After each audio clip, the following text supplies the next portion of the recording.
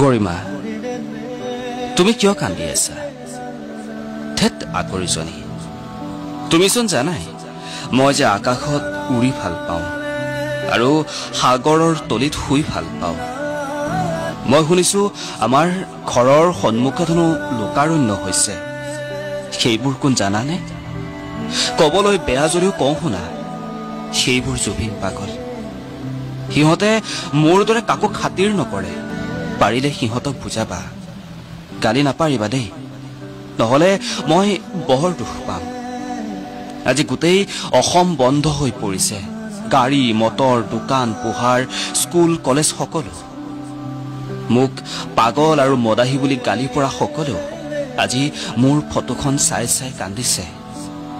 হিন্দু মুছলমান সকলোৱে মোৰ প্ৰতিচ্ছবিৰ সন্মুখত মম চাকি জ্বলাইছে তোমাক এৰি ছিংগাপুৰলৈ আহিলো তুমি নথকাৰ সুযোগ লৈ সাগৰত সাঁতুৰিলো তুমি থাকিলেতো নোৱাৰোৱেই সেই সাঁতুৰিলো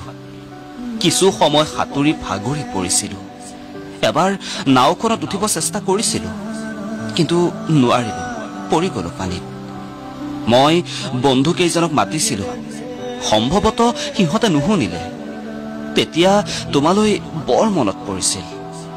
কিন্তু মই চিঞৰিব পৰা নাছিলো যাৰ বাবে সাগৰৰ দলিচাতে শুই পৰিলো